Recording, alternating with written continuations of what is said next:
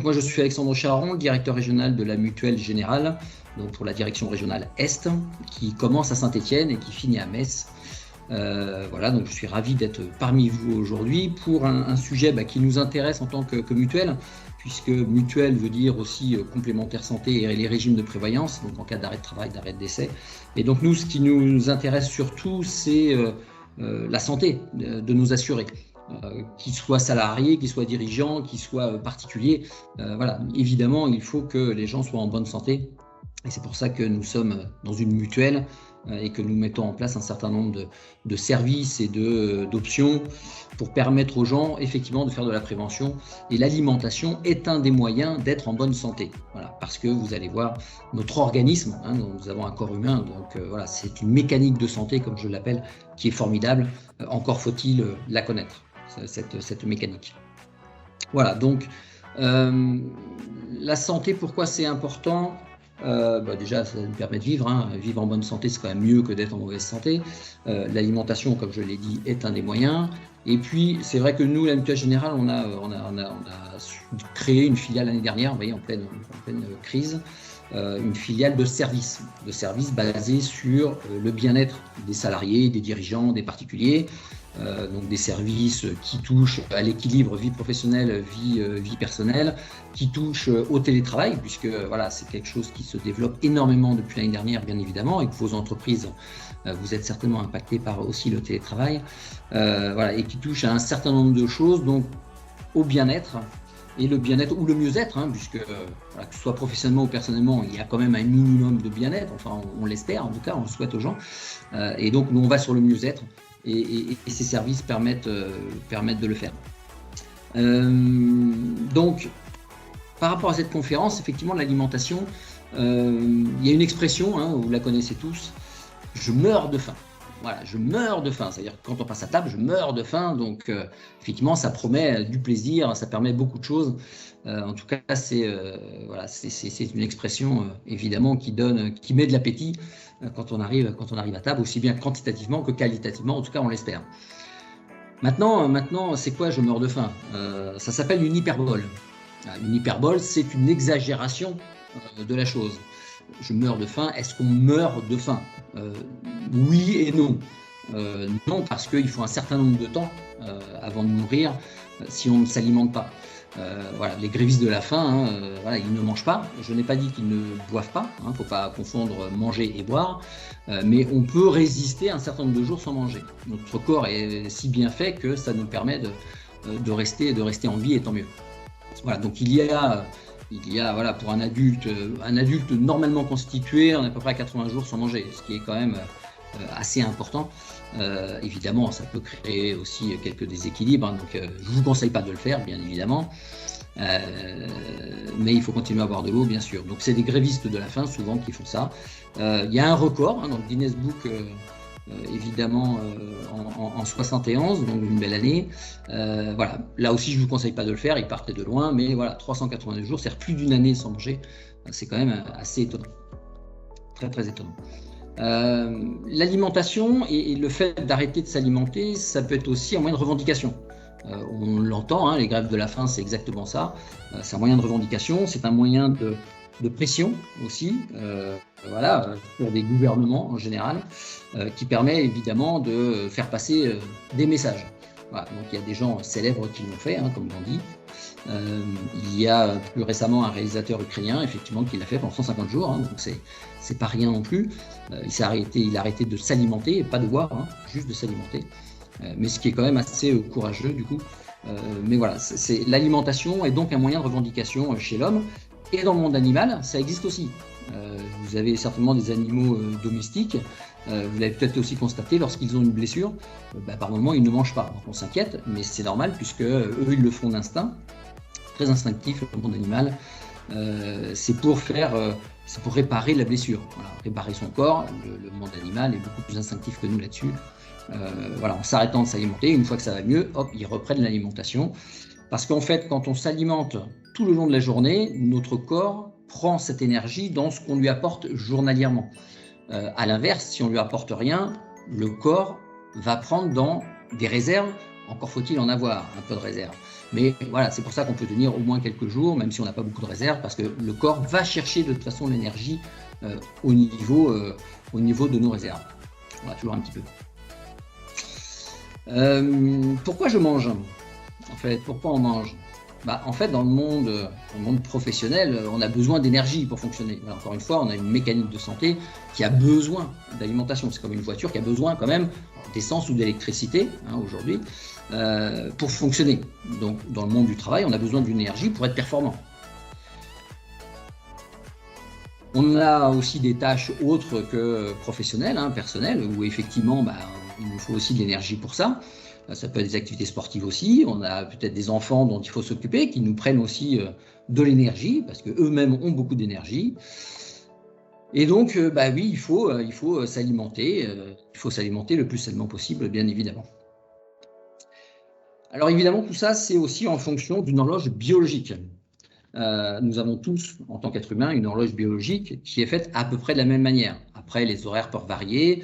Quand on dit, si on prend la journée à partir de 6 h du matin, plus forte hausse de la pression sanguine à 6 h 45, c'est pas pour tout le monde 6 h 45 pile. Ce sont des fourchettes. Là, c'est à peu près 6 h 45. Ça peut être entre 5 h et 8 h. Voilà, mais nous avons tous une horloge biologique et qui fait que notre énergie et notre performance et notre attention ou concentration est liée aussi à cette horloge-là. C'est pour ça qu'il faut bien prendre conscience de cette horloge, il faut bien connaître son corps et son mécanisme pour pouvoir justement combler les petits trous, les petites faiblesses à l'intérieur.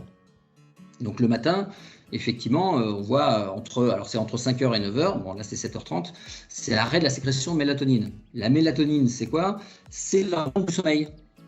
Donc voilà, donc à cette heure-là, on n'a plus de sécrétion de cette hormone. Donc normalement, on est réveillé. En tout cas, on va se réveiller. Si les personnes à 14 h ou à 13 h ou à 15 h ont encore de la mélatonine, c'est qu'il y a un dérèglement. Et c'est là où il faut agir en consultant évidemment des professionnels pour justement essayer de régler ça. Notre corps est fait comme ça, donc il n'y a pas d'intervention humaine ou autre. Notre corps et notre fonctionnement est comme ça. Donc voilà, 7 h 30, arrêt de l'hormone de sommeil, donc on est réveillé. Les intestins se réactivent, puisque c'est le matin, c'est au réveil. Niveau de testostérone le plus haut, donc là c'est pour ça qu'on dit que le matin on est plus concentré, en tout cas on a l'impression d'être plus concentré, parce que le corps se réveille, il a besoin d'un temps pour se réveiller, et on est plus performant, si tout va bien, entre 9 h et midi, jusqu'à la pause déjeuner. Et puis après, on a la pause, ce qu'on appelle post-prandiale. Donc pré-prandiale, c'est avant midi, post-prandiale, c'est après midi, c'est après déjeuner. Et il est prouvé scientifiquement, effectivement, qu'une sieste était réparatrice, en tout cas faisait du bien. Évidemment, ce n'est pas des siestes de 2 heures, puisque dans les études, on appelle ça des micro-siestes. Donc c'est des siestes de 10 minutes, 20 minutes maximum. Et beaucoup de professionnels d'ailleurs font ce genre de micro-sieste. Alors c'est tout un entraînement, ça ne se fait pas du jour au lendemain. Il faut s'exercer entre guillemets. Mais voilà, elle est bénéfique, parce que encore une fois, notre physiologie fait que après manger, on a la digestion, et quand on a la digestion qui se met en route, on est un peu plus fatigué. Voilà, donc c'est à peu près vers 13 h, en tout cas c'est après manger. Vous l'avez peut-être certainement constaté que pendant la digestion, parfois on a des coups de barre et on aimerait bien faire une petite sieste. Mais on s'oblige quelque part à ne pas le faire. Alors qu'une petite micro-sieste de 10 minutes, un quart d'heure, ça peut être extrêmement bénéfique. Il faut juste l'organiser dans son planning et dans nos agendas chargés. L'après-midi, on a une meilleure coordination, meilleure vitesse de réaction, meilleure efficacité cardiovasculaire, force musculaire. C'est pour ça que en fin de journée, il est conseillé de faire un peu de sport. C'est le meilleur moment, entre 17 et 19 h pour faire du sport, parce que on a ce pic cortisol. Alors le cortisol, c'est sur les glandes surrénales, mais en fait c'est la libération du sucre. Voilà, donc on a une phase dans la journée où, on a deux phases, le matin de très bonne heure et le soir en fin de journée. Voilà, ça libère du sucre, notre corps libère du sucre. Donc là, on est en pleine forme et c'est là où il faut essayer de faire du sport. Le sport, il ne faut pas le faire trop tard. Si on le fait trop tard, chez certaines personnes, ça va les empêcher de dormir plus tard. Parce que quand on fait du sport, ça nous donne une énergie, une dynamique assez phénoménale. Sauf qu'après, s'il faut aller se coucher, on n'a plus envie de dormir. Donc du coup, ça pose quand même problème parce que le sommeil est quand même extrêmement important, bien évidemment, pour la bonne santé de l'être humain. Voilà, 21h, donc sécrétion de mélatonine, donc on revient à l'hormone du sommeil, voilà, donc elle arrive à peu près vers 21h, c'est 20h, 22h30. 22h30, il y a une interruption des mouvements de l'intestin, voilà, donc c'est quasiment la nuit. Et entre 20h30 et minuit, c'est vrai qu'il y a le pic de mélatonine, c'est-à-dire que ce sont les meilleures heures de récupération quand on dort. Voilà. Beaucoup sont habitués, enfin un certain nombre en tout cas de personnes sont habituées à dormir ou à se coucher après minuit. Or, les meilleures heures de récupération dans le sommeil, c'est avant minuit, c'est pas après minuit. Donc, et à 2h du matin, vous avez le sommeil le plus profond, mais ça ne veut pas dire que ce sont les heures les plus récupératrices. Donc voilà, donc c'est bien de savoir qu'entre 20h et minuit, voilà, c'est là où on récupère le mieux de sa journée, des événements qu'on a vécus et de toutes ces petites perturbations ou l'humeur effectivement de la journée. Alors à minuit aussi, on a une suppression de la sensation de soif, voilà, puisque c'est la vasopressine.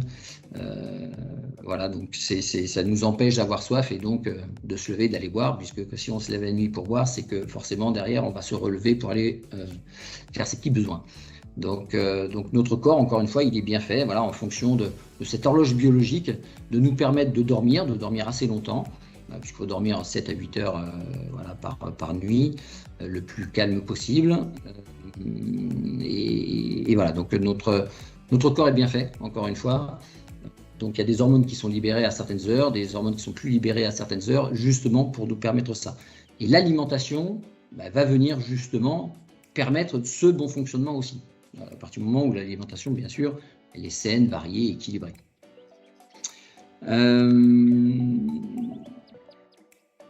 Alors, l'alimentation, évidemment, elle fait partie de nos besoins vitaux. Comme je disais tout à l'heure, sans alimentation, à un moment donné, voilà, on ne vit plus. Mais il y a aussi des perturbations dans la consommation alimentaire qui peuvent avoir des conséquences sur notre santé. Bien souvent, ça peut être une compensation. Manger est une compensation. Plutôt que d'essayer de résoudre un problème, certaines personnes vont manger parce que voilà, ça leur permet, c'est facile. C'est facile de manger quelque chose de gras, de sucré, c'est très facile, ça fait plaisir aussi au cerveau. Ça ne règle pas le problème et ça ne règle pas la cause du problème. Donc voilà, c'est une compensation et quand on parle de compensation, on est plutôt sur du mal-être. Voilà, donc vous voyez, bien-être, mal-être, donc il faut faire attention parce que le mal-être génère aussi un certain nombre de choses derrière, que ce soit sur la performance, que ce soit sur la concentration, l'assiduité, l'humeur évidemment, et ça peut poser des problèmes sur le temps du travail ou le site de travail, avec les collègues, avec la hiérarchie, avec beaucoup de choses. Donc voilà, donc il faut aussi faire attention à ça. Manger apporte aussi du plaisir. Donc évidemment, quand on mange, il faut que ce soit aussi un plaisir, sinon à quoi ça sert de manger, à part de vivre. Donc il faut que ce soit un plaisir, et le plaisir, c'est du bien-être. Donc voilà, plus on mange des choses que l'on aime, qui sont équilibrées, qui sont variées, qui sont bonnes, et plus évidemment on va sur le bien-être, ce qui est quand même extrêmement intéressant pour tout être humain, c'est d'aller sur le bien-être. Voilà. Donc ça l'est encore plus l'alimentation plaisir quand c'est gras et sucré, parce que voilà, notre corps et notre cerveau est attiré par ça, et cette sensation de bien-être, elle est encore plus forte à l'inverse si on s'est restreint sur certaines alimentations pendant plusieurs mois en disant non, gras et sucré je mange pas, puis d'un seul coup tiens, on a envie de quelque chose de gras et sucré et qu'on le mange, et là le plaisir il est extrêmement plus important. Alors, dans l'alimentation aussi, ce qui est important, c'est par rapport à la gestion du stress. Donc ça, on en parle souvent. Le stress, il en faut. Il faut du stress. Il faut juste qu'il soit équilibré. Là, sur ce graphique, vous voyez, c'est ce qu'on appelle le stress ponctuel. C'est que sur un événement périlleux, par exemple, effectivement, l'adrénaline qui monte, ça nous permet d'avoir une réaction et ça nous permet de faire face à ce stress. Donc ça, c'est bon, c'est du bon stress. C'est ce qu'on appelle du bon stress. Voilà. Il faut que cette adrénaline, elle monte en cas de situation périlleuse ou d'inconfort. Voilà. C'est tout à fait normal.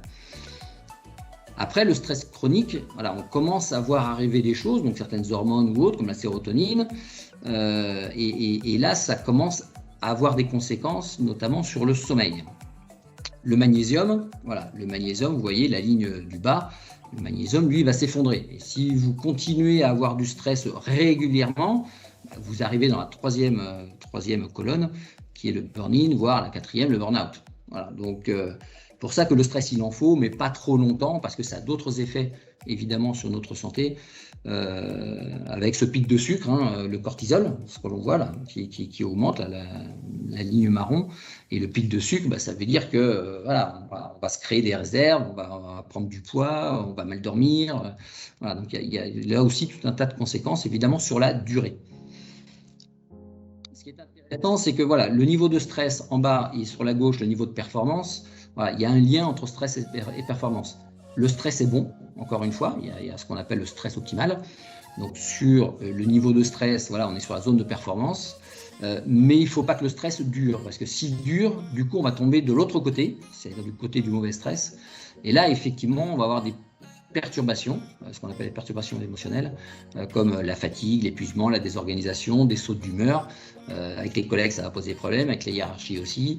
Donc voilà, donc il faut savoir ménager en fait ce niveau de stress pour pouvoir le combattre si jamais ça va trop loin. Voilà, parce qu'encore une fois, il en faut. Évidemment, pas assez de stress, on n'est plus endormi, on n'est pas motivé, on s'ennuie. Voilà, donc il faut que ce soit un stress qui stimule quand même. Pour faire face au stress, on fait quoi? On recherche des excitants. Voilà, on recherche des récompenses. Voilà, la dopamine. La dopamine, c'est l'hormone du bien-être. Donc, effectivement, il y a des choses là, comme ce qu'il y a sur les dessins, qui montrent que, oui, effectivement, pour lutter contre le stress, on peut se trouver des excitants, mais c'est pas pour ça que ça va régler le problème du stress. Voilà, donc, il faut bien prendre conscience de comment le stress arrive dans son corps, comment il se caractérise, comment il s'exprime pour pouvoir travailler dessus. Voilà. Donc évidemment, si on ne fait pas attention, on va prendre des repas rapides, des pauses café pour se booster. Trop de café, c'est pas bon non plus. Cigarettes, évidemment, on sait que c'est pas forcément très bon. Le vin avec modération, mais c'est bon quand même. Et du chocolat ou des aliments sucrés, c'est pas trop quand même. Voilà, mais le stress peut créer des excès dans ces domaines-là, et c'est les excès évidemment qui font que du coup on n'est pas très bien. Les petits symptômes du quotidien, c'est les troubles du sommeil, c'est des coups de pompe, c'est des troubles digestifs, la prise de poids, la baisse de l'immunité.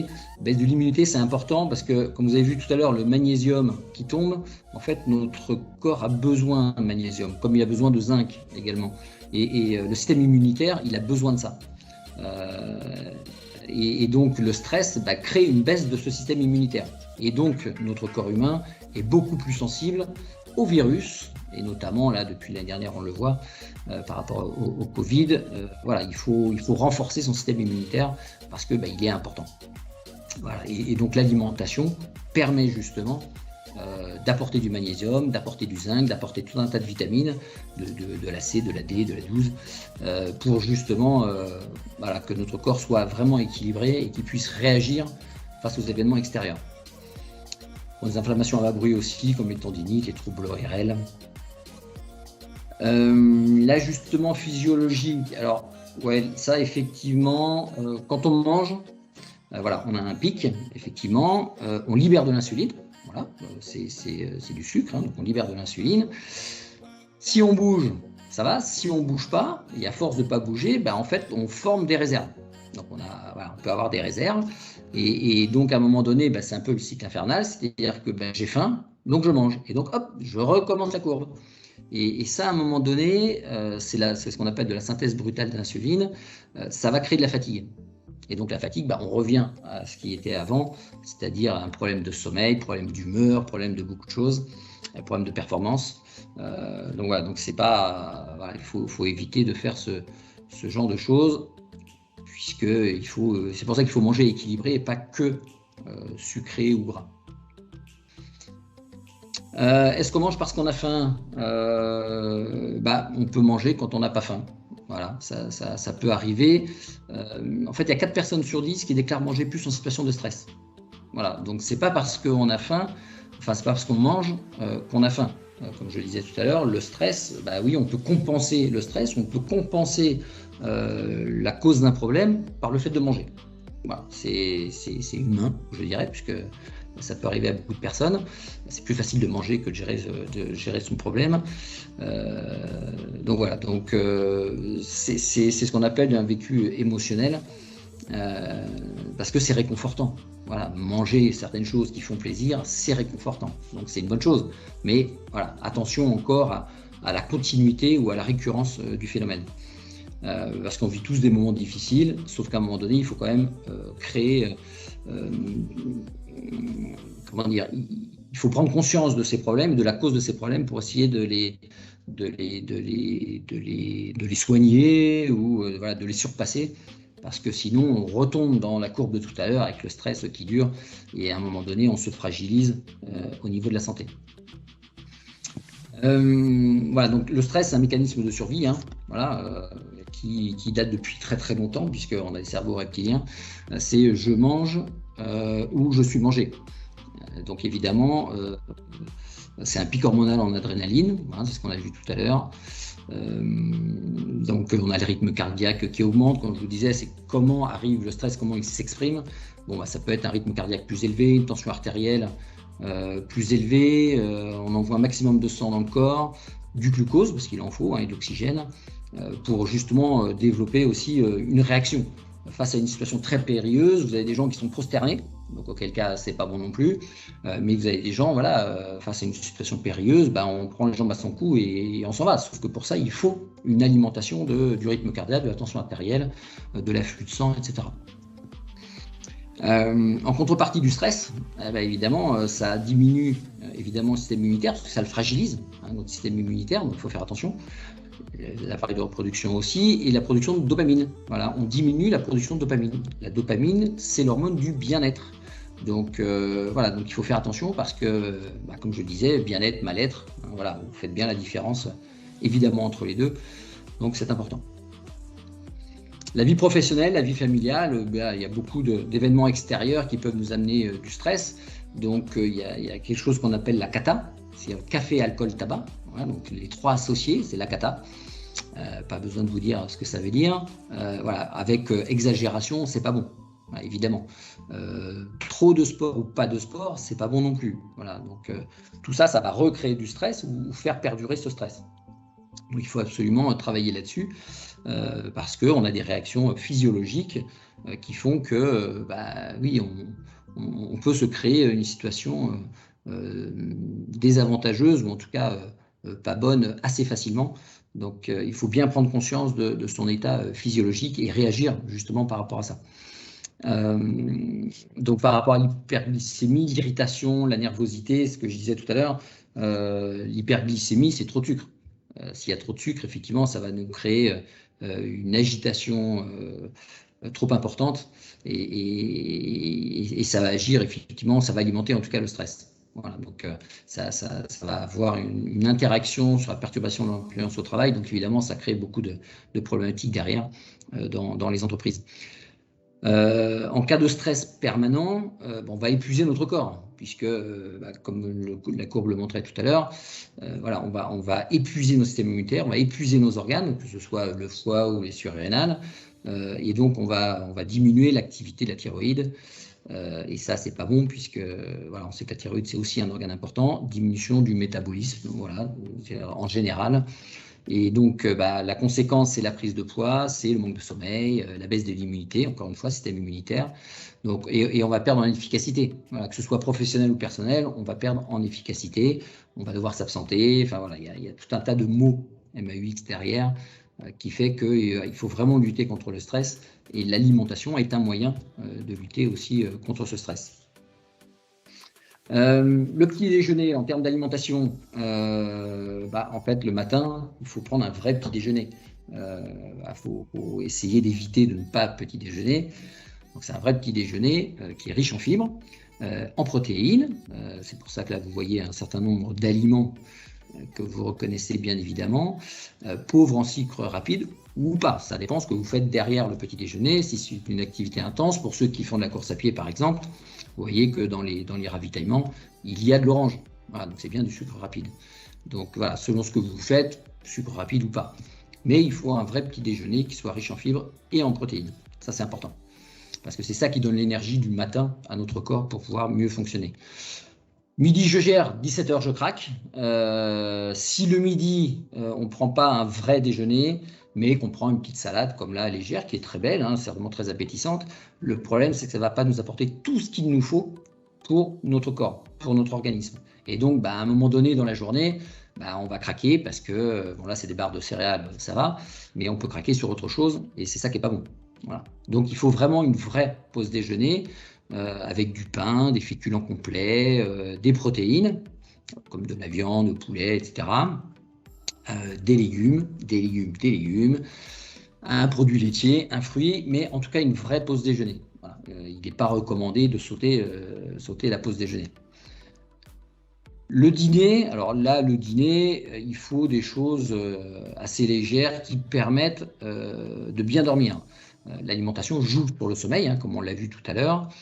Bien souvent, voilà, quand on a trop mangé le soir ou très bien mangé le soir, souvent on dit « Ah, j'ai trop mangé » et donc après on a des problèmes de digestion, donc des problèmes de sommeil. On n'arrive pas à s'endormir parce qu'on a trop mangé. Ça a dû arriver effectivement. Donc c'est pour ça qu'il faut un dîner qui aide vraiment à trouver le sommeil et à dormir, voilà, qu'il n'y ait pas de problème de digestion. Donc c'est des légumes, un petit peu de protéines, pas trop, des féculents, un produit laitier, un fruit.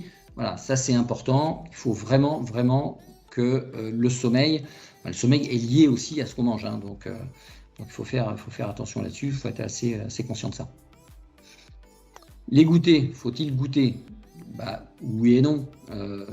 Oui, parce que voilà, on peut avoir une petite baisse de régime dans l'après-midi, on a besoin d'un petit apport, mais il ne faut pas manger n'importe quoi.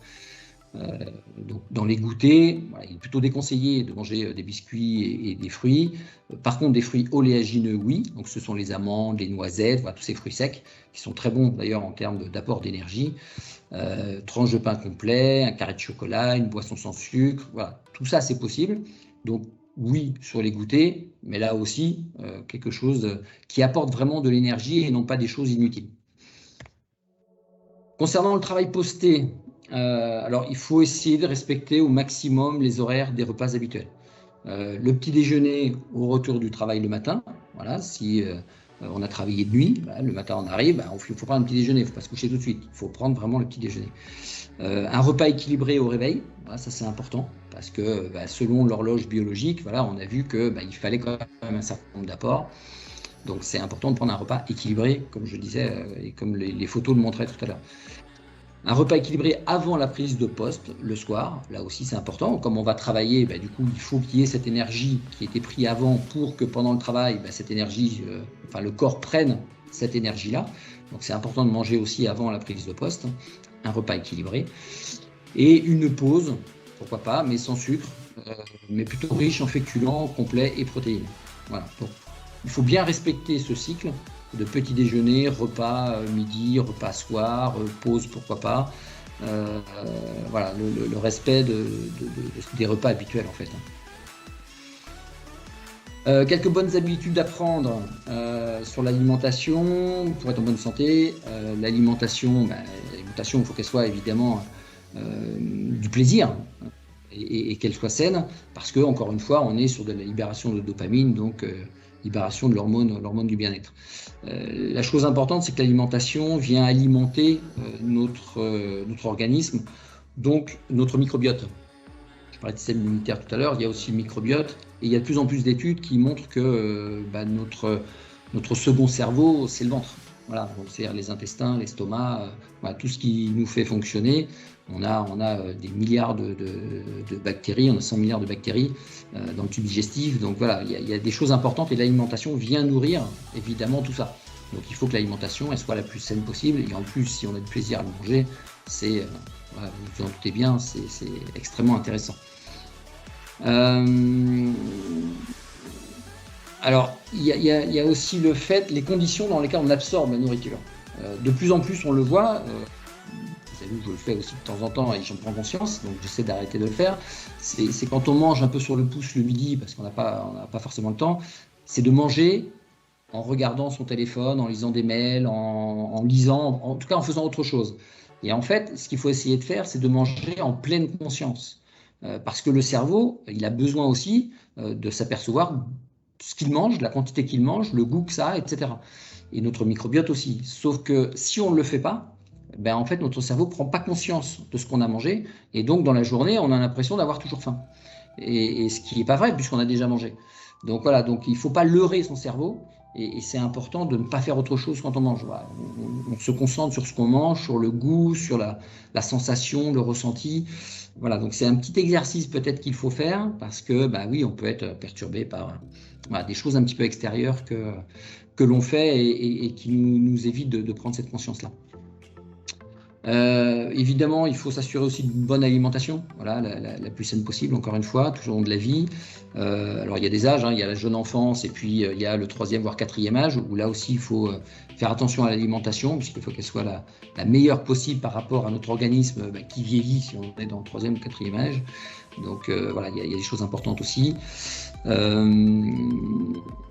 L'alimentation qui favorise le développement des bactéries, voilà ce que je disais, on a un microbiote, il faut le nourrir, donc il faut le nourrir avec des aliments qui le nourrissent.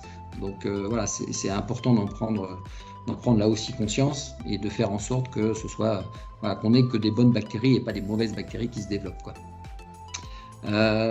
Donc la flore intestinale, hein, comme je le disais, effectivement, c'est 2 kg de micro-organismes, c'est-à-dire 100 000 milliards de bactéries. Donc c'est extrêmement important et il faut essayer de conserver ce microbiote le plus efficace possible.